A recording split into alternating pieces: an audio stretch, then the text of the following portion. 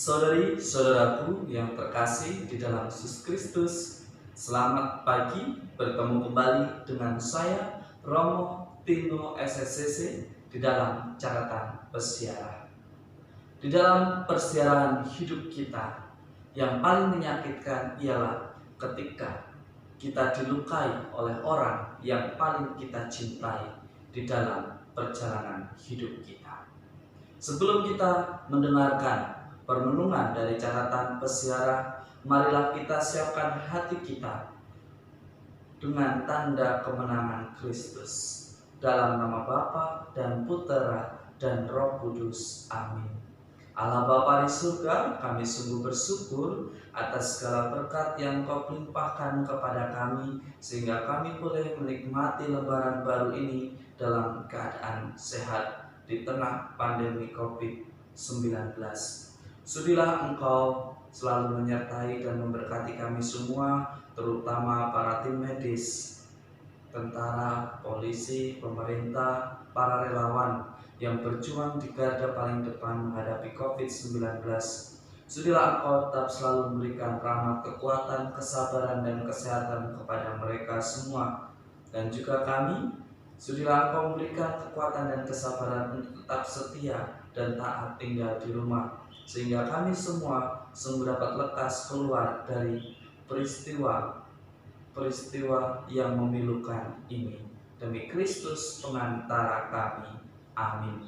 Saudari-saudaraku yang terkasih di dalam Yesus Kristus, sekali lagi selamat pagi. Tuhan memberkati kita semua. Semoga di lembaran yang baru ini kita semua menemukan sukacita di dalam ketaatan, di dalam kesetiaan, di dalam kedisiplinan, sebagaimana dikisahkan di dalam bacaan pertama dari kitab Nabi Yesaya.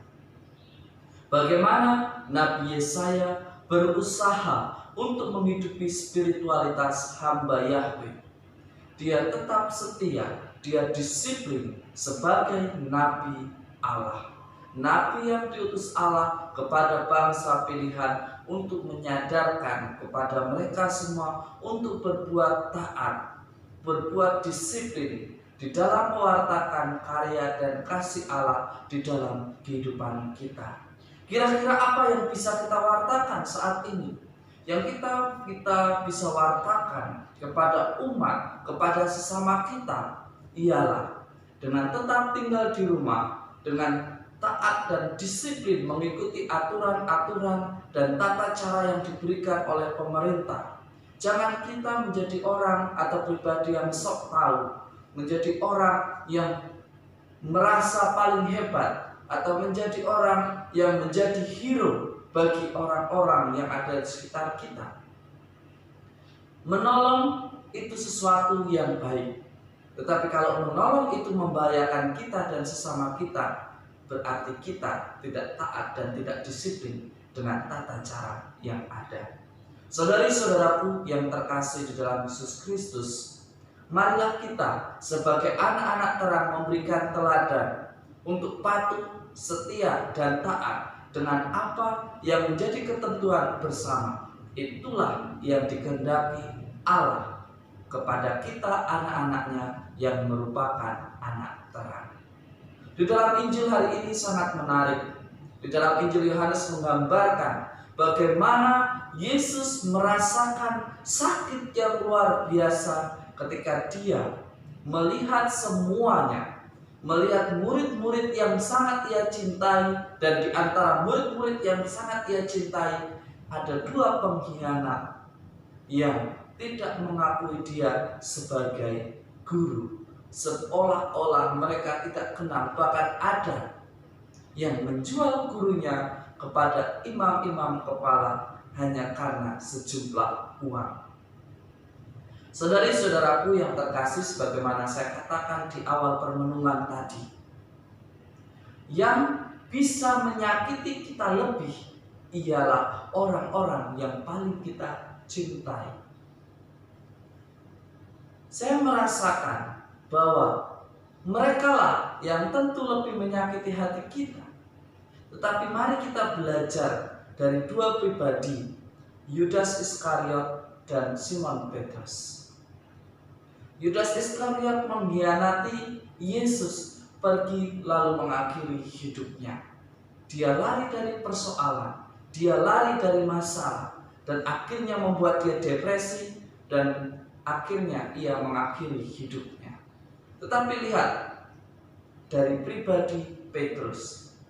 Seorang pribadi Petrus, dia mengakui bahwa dia pernah mengkhianati Yesus, tetapi dia menjalani, menghadapinya itu, dan mengampuni bahwa dirinya telah membiarkan, melukai hati gurunya karena mengkhianati 3 kali. Tetapi Petrus dapat menjadi teladan bagi kita karena pertobatannya, karena kesadarannya, akhirnya ia kembali kepada Tuhan, ia kembali kepada jalan yang benar, dan akhirnya martabatnya diangkat kembali karena pertobatannya, karena belas kasih Allah kepada murid yang dikasihinya. Murid yang dikasihnya dan nantinya akan menjadi seorang pemimpin dari antara murid, bukan murid yang sangat dicintai.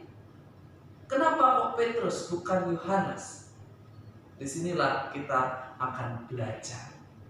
Pribadi Petrus yang disiplin, pribadi Petrus yang taat, akhirnya menjadikan dia dipercaya untuk memegang kunci kerajaan surga.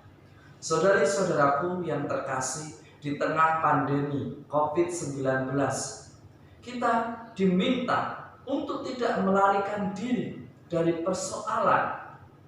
Banyak orang melarikan diri ke kampung karena apa? Karena memang toh di kota tidak ada pekerjaan yang bisa menjamin hidupnya. Sangat dimaklumi. Tetapi bagaimana kita diajak untuk taat dan disiplin? Kalau kita tidak ingin membuat sakit hati mereka yang ada di kampung, maka janganlah kita pulang kampung. Karena dengan kita pulang kampung, mungkin kita membawa virus dan akhirnya melukai, membuat keluarga kita yang ada di kampung kita sakit. Siapakah yang sakit hati? Kita semua. Semua anggota keluarga akan sakit hati. Semua orang akan mengatakan kamu pengkhianat keluarga, karena kamu membawa keluargamu di dalam bencana. Mari kita berefleksi.